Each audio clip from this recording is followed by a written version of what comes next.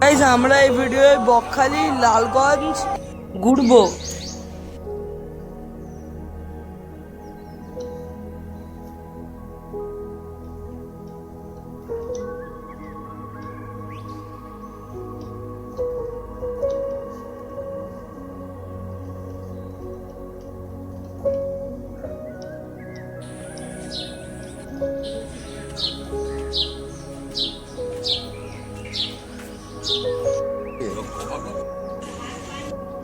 Guys আমরা Barasat Sealdah local করে এখন আমরা শিয়ালদায় যাব।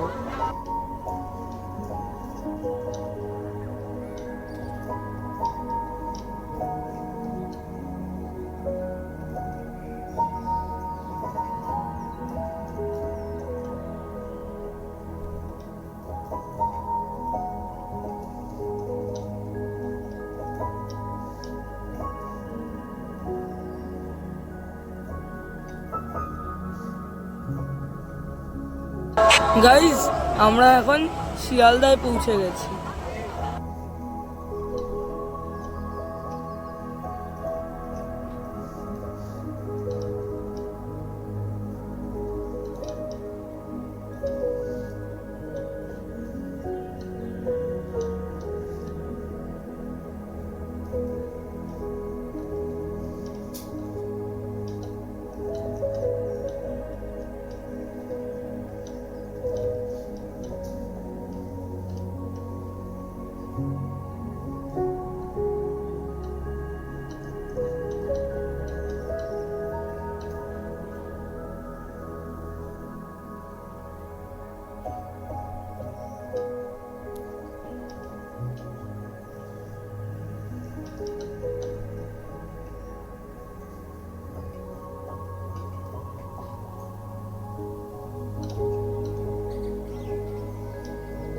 ট্রেন করে শিয়ালদার থেকে নামখানা স্টেশনে চলে এসেছি।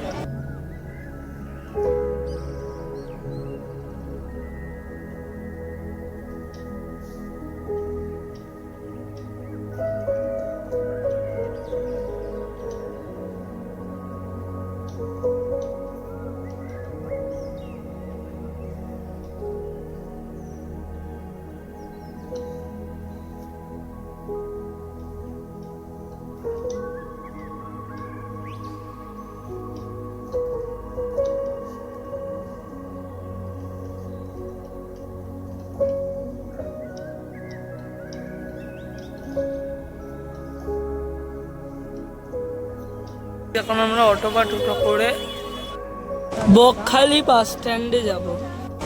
গাইস আমাদের ওই বকখালি বাস স্ট্যান্ডের কাছেই আছে আমাদের হোটেল সমবায় উন্নয়ন সমিতি।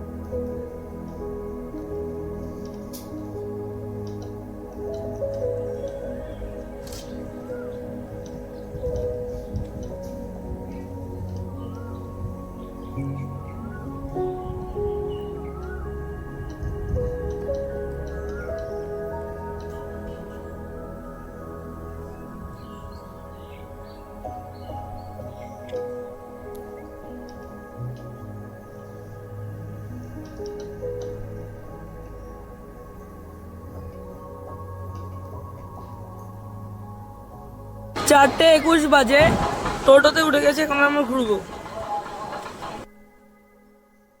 আমরা বকখালি ইকো পার্কে ঢুকে গেছি।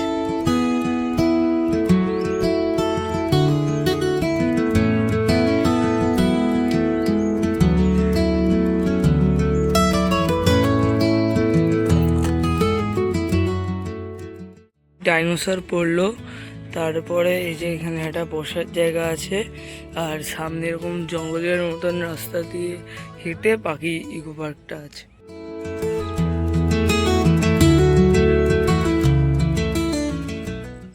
কি মাউস ছোটা ভীম।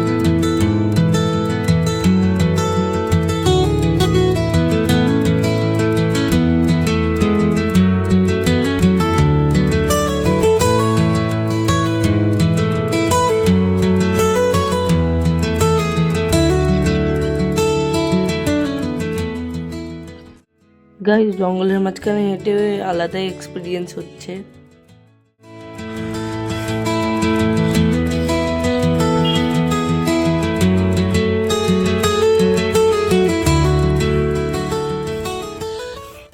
বিচের সামনে চলে এসেছি।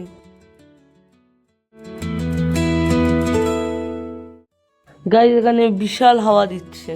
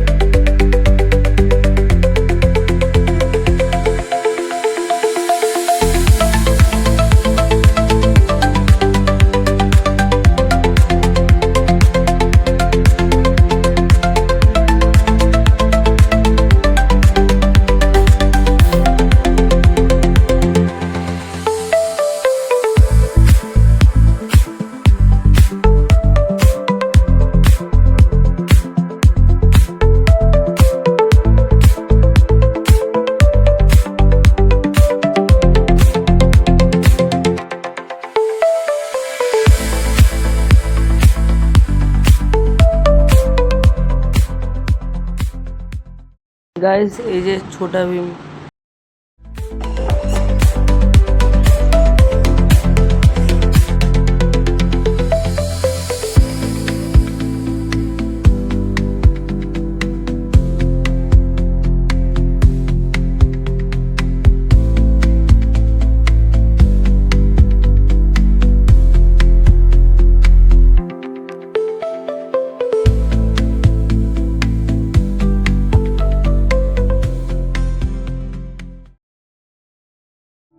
গাইস কার্গিল বিচে চলে এসেছি। আমরা এর আগেও বকখালিতে এসেছিলাম, কিন্তু সেবার কার্গিল বিচ দেখতে পারিনি, কারণ সেবার রাত হয়ে গেছিল।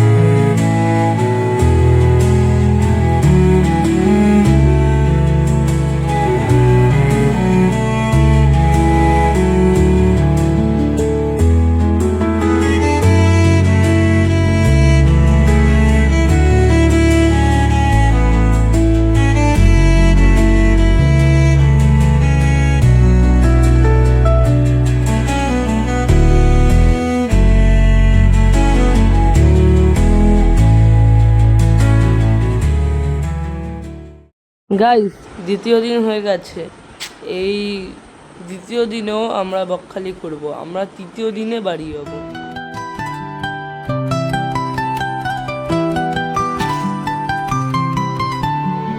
বকখালি বিচে চলে এসেছি। গাইস বিচের সাইড দিয়ে হেঁটে এখন আমরা বনবিবির মন্দিরে যাব।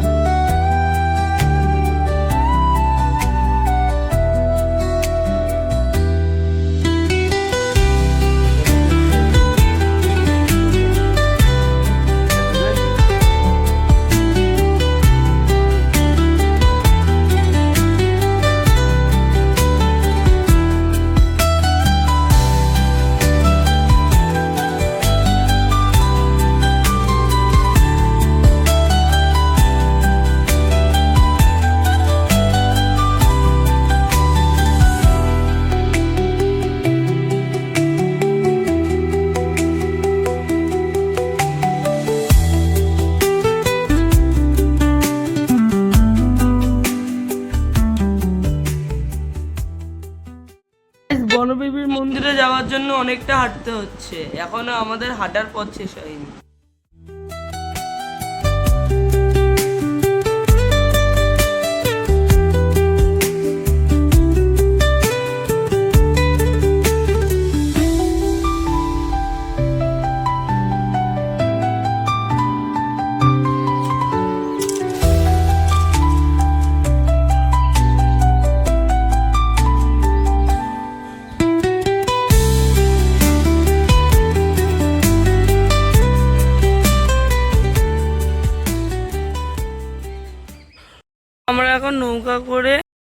জৌমদ্বীপে যাব।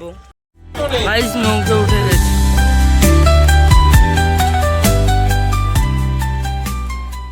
অতএব আমি যদি কিছু না বলি আপনারা কিছু বুঝতে পারবেন না, কিছু জানতে পারবেন না। আমাকে বলতে হলে প্রথমে আমি মহানা স্ট্রাকচারটা বলে নেব, তারপরে জম্মুদ্বীপে গিয়ে লঞ্চটা চলবে না দাঁড় করিয়ে বলে আবার আপনাদের ফিরিয়ে আনা হবে। যেহেতু আমি গাইড, এটাই হচ্ছে আমার জীবন জীবিকা, টোটালটাই আপনাদের ওপরেই নির্ভরশীল। সেক্ষেত্রে আপনাদের অনুমতিটা আমাকে নিতে হবে। আপনারা সবাই মিলে কি বলছেন, বলবো তো নাকি? আচ্ছা। আপনারা এই যে জেটি থেকে উঠলেন, এই যে খাড়িটা দিয়ে যাচ্ছেন, এই খাড়িটার নাম হচ্ছে ব্রিটিশদের নামে নাম। এটা আপনারা প্রশ্নই করতে পারেন কেন? কারণ ভারতবর্ষে ব্রিটিশরা 200 বছর রাজত্ব করে গেছে। যখন যে লর্ড সাহেব আমাদের বকখালির বুকে শাসন করেছেন, ওদের স্মৃতি এখনো পর্যন্ত আমাদের বয়ে বেড়াতে হচ্ছে। যেরকম আপনারাও যে বেড়াতে এসছেন, আমরা যে বসবাস করি, আমাদের গ্রাম পঞ্চায়েতের নাম হচ্ছে ফেজারগঞ্জ। ফেজার সাহেব ছিলেন বলে ফেজারগঞ্জ। হেনরি আইল্যান্ড, হেনরি সাহেব ছিলেন বলে হেনরি আইল্যান্ড। সেইরূপ এটাতেও এডওয়ার্ড সাহেব ছিলেন বলে এই খাড়িটার নাম হয়েছে এডওয়ার্ড ক্রিক। এটা একটা দ্বীপ, এটার নাম পাতিল বনিয়া। এটা একটা পোর্শন জঙ্গল, ফরেস্ট অফিস, তারপরে জনবসতি। এটাই হচ্ছে ফেজারগঞ্জ কার্গিল সি বিচ। আপনারা যদি বকখালি সি বিচে নেমে সোজা সি বিচ দিয়ে হাঁটতে হাঁটতে চলে আসেন, একেবারে এই মোহনার মুখে চলে আসতে পারবেন। তবে পথটা 5 কিলোমিটারের, আপনাদের পক্ষে সম্ভব নয়। হয় টোটো, নাহলে অটো, নাহলে প্রাইভেটে করে এসে নেমে ঘুরে আবার বকখালি যেতে পারবেন। আর এই যে ম্যানগ্রোভ গাছগুলো দেখছেন, এগুলো কিন্তু কোনো এক প্রকার গাছ নিয়ে ম্যানগ্রোভ গাছ হয় না। এটা বিভিন্ন প্রকার গাছ নিয়ে ম্যানগ্রোভ গাছ হয়। এর যে কি ক্ষমতা, সবকিছু আপনারা সবিস্তারে জম্মুদ্বীপে গিয়ে জানতে পারবেন। ওই জম্মুদ্বীপে আপনারা যে যাচ্ছেন, 2008 সালের আগে 120টা আদিবাসী ঘর ছিল, ওরা বসবাস করতো এবং 1 থেকে 1.5 লাখ লোক শুটকি মাছের ব্যবসাটাও জম্মুদ্বীপে করতেন। কেন সরকার সবাইকে তুলে দিয়ে নোম্যান প্ল্যান করেছে, জম্মুদ্বীপে গিয়ে এই লঞ্চটা চলবে না দাঁড় করিয়ে বলে আবার আপনাদের ফিরিয়ে আনা হবে। আর আমার ভারতবর্ষে পশ্চিমবাংলার শেষ প্রান্ত হচ্ছে এই বকখালি। আপনি বকখালি সি বিচে নেমে সোজা দক্ষিণ দিকে তাকাবেন, কোনো কুল কিনারা দ্বীপ কোথাও কিছুই নেই, অকুল জল। এই বঙ্গোপসাগর, এরপরে ভারত মহাসাগর, একমাত্র দক্ষিণ মেরু ছাড়া আদার্স কোনো এর জায়গায় নেই। আপনারা যে জম্মুদ্বীপ যাচ্ছেন, ওটাও ভারত কেন, পশ্চিমবাংলার শেষ দ্বীপ, পুরোটাই বঙ্গোপসাগরের ওপরে অবস্থিত। এবার ওই দ্বীপে একটা সময় অনেক কিছুই ছিল, ওঠা নামা, কায় কারবার, বসতি সবই ছিল। এখন সরকার নোম্যান প্ল্যান করে দিয়েছে। সবাই একটু দেখবেন, ওইটা হচ্ছে মৌসুমী আইল্যান্ড, ওই যে দেখা যাচ্ছে ওই মৌসুমী আইল্যান্ডটা হচ্ছে একটা পঞ্চায়েত। 18টা গ্রাম আছে, 50-60 হাজার লোকের বসবাস। ওখানেও 4 যোগ্য জমি আছে, স্কুল আছে, হসপিটাল আছে, সবই আছে। ওখানেও আপনাদের মতন পর্যটকরা যাচ্ছে। ওখানে স্থায়ী হোটেল নেই, ওখানে ট্রেন বানিয়েছে, ট্রেনে থাকা যায়। আর জম্মুদ্বীপটা ওই যে বঙ্গোপসাগরের ওপরে দেখা যাচ্ছে, আমরা ওখানেই যাব, ওখান থেকেই ফিরে আসবো। আর সাগরদ্বীপটা যদি জম্মুদ্বীপের কাছাকাছি গিয়ে দেখা যায়, দেখিয়ে দেবো। এই কারণেই দেখা নাও যেতে পারি, কারণ এই পথটাই যেতে থেকে 3 ঘন্টা চালালে সাগরদ্বীপ যাওয়া যায়। 3 ঘন্টা যেতে, 3 ঘন্টা আসতে, আবার ওখানে স্টে করে 3 ঘন্টা, টোটাল প্যাকেজটাই 9 ঘন্টা। আচ্ছা, সবাইকে একটা কথা বলে নেই ভাবের জন্য আপনাদের, আপনারা যে স্মার্টফোনগুলো ব্যবহার করছেন খুব সাবধানে করবেন। কারণ আমার এই 20-22 বছরের অভিজ্ঞতা তো বলছে, অনেকে স্মার্টফোন অসাবধানতাবশত বঙ্গোপসাগরে চলে গেছে। আর চলে গেলে তো আর পাবেনই না। ইয়ার পিছনে একটা কথা বলি, তাহলে মাঝেই ইন্টারনেট ব্যবহার করুন।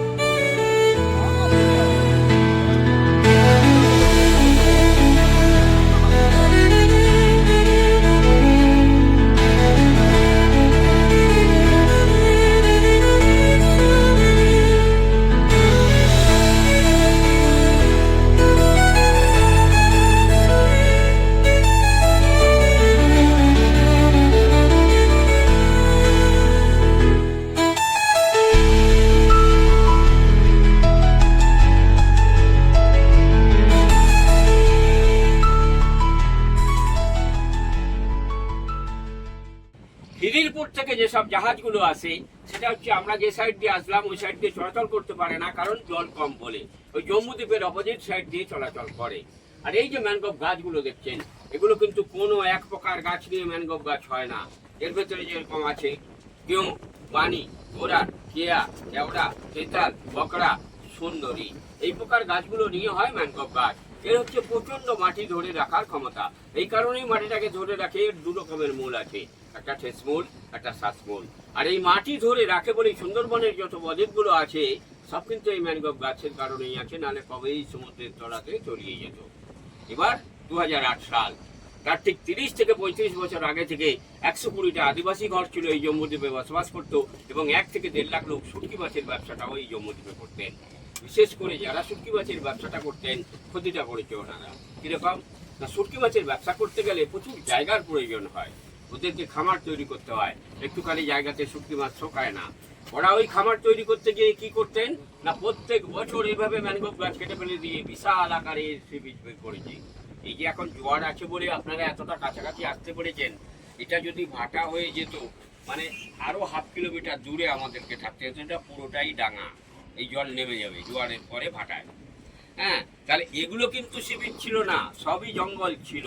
ওরা ওই খামার করতে গিয়ে প্রত্যেক বছর এইভাবে ম্যানগ্রোভ গাছ কেটে সি বিচ বের করেছে। এটা তো বঙ্গোপসাগরের ওপরের দ্বীপ, বিশেষ করে ম্যানগ্রোভ গাছই তো মাটিকে ধরে রাখে। তাহলে প্রত্যেক বছর যদি এইভাবে ম্যানগ্রোভ গাছ কেটে ফেলে দিয়ে সি বিচ বের করা হয়, কি হবে? দ্বীপটা কিন্তু একটা দিনে তলিয়ে যাবে। তলিয়ে গেলে সরকারের তো কিছু যায় আসে না, কারণ এখানে কোনো চাষযোগ্য জমি নেই, স্কুল নেই, হসপিটাল নেই, মানুষজন বাস করে না। সেফ খালি ব্যবসা করার তাগিদে। তাহলে ব্যবসা করতে গিয়ে যদি দ্বীপটাই তলিয়ে যায়, পক্ষান্তরে কিন্তু সরকারের একটা বিশাল ক্ষতি হয়ে যাবে। কিরকম? এই দ্বীপ তলিয়ে গেলে এই বঙ্গোপসাগরের তাণ্ডব ঢেউগুলো নাচতে নাচতে গিয়ে আমাদের ওই 3খানা দ্বীপের ক্ষতি করে দেবে। 1 ফেজারগঞ্জ, 2 পাতিবনিয়া, 3 মৌসুমী আইল্যান্ড। কারণ ওখানে চাষযোগ্য জমি আছে, স্কুল আছে, হসপিটাল আছে, মানুষজন বাস করে। তাই সরকার চিন্তাধারা করে এই দ্বীপটাকে বাঁচিয়ে রাখার তাগিদে এখান থেকে এই গায়ে কারবার, বসতি, নামা পুরোটাই ব্যান করে দিয়ে নো ম্যানস ল্যান্ড করেছে। এই আমাদের জম্মুদ্বীপে নামতে দেয়নি কারণ বেশি ঢেউ ছিল। আর এখন আমরা ফ্রেজারগঞ্জে চলে এসেছি, ফ্রেজার সাহেবের কুটি। গাইস, ফ্রেজারগঞ্জের সি বিচ।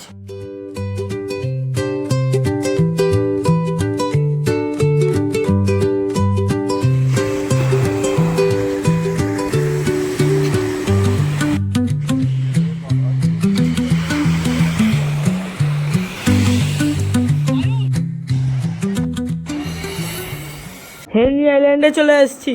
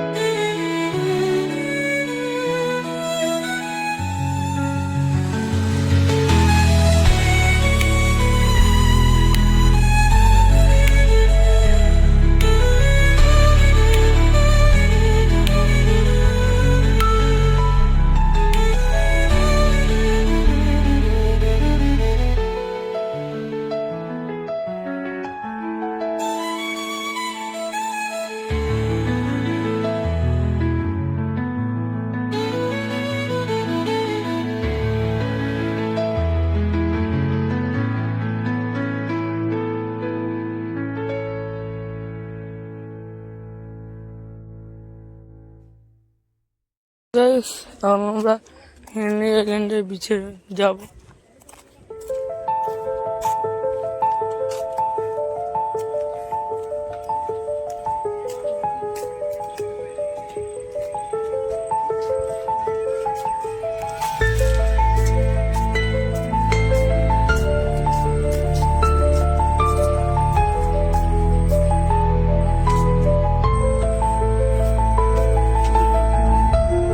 সহজ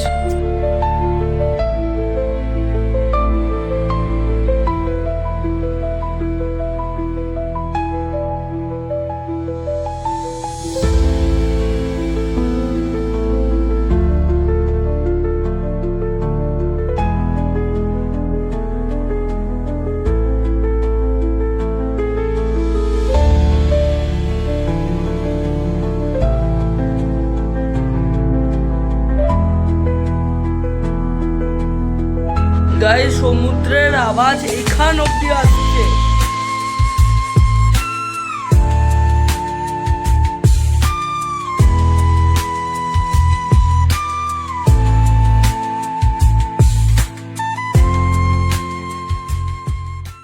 এখানে স্নান করা নিষেধ, কারণ এখানে চোরাবালি আছে।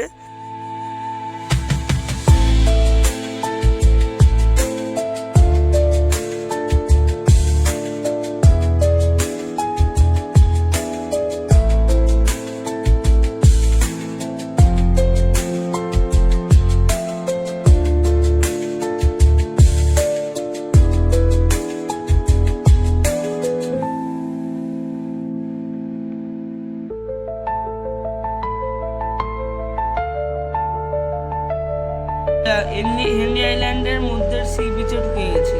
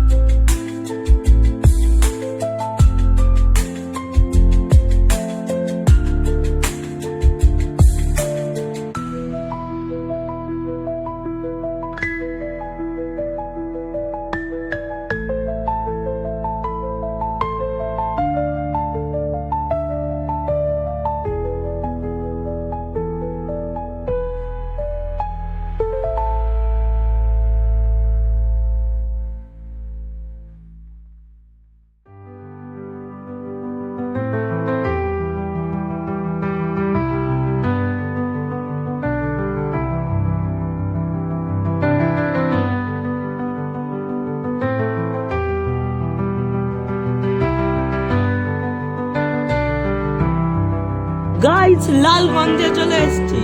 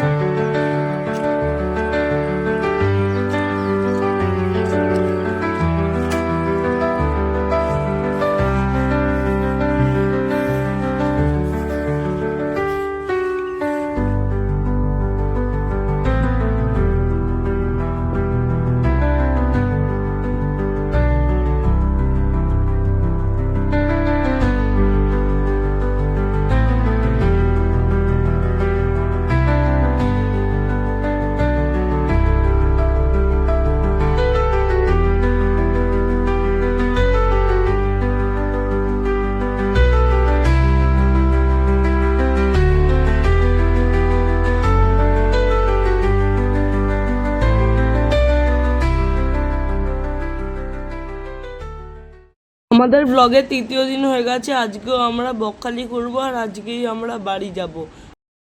গাইস এখন আমরা বকখালির জুতে চলে এসেছি।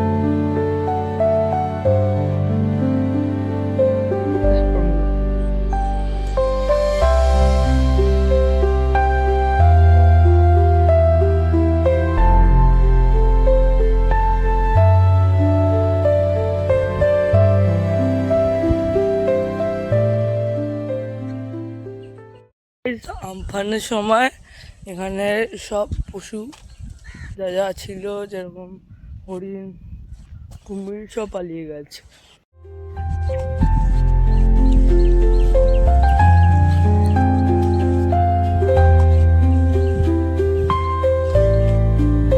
এখানে হেভি হাওয়া দিচ্ছে।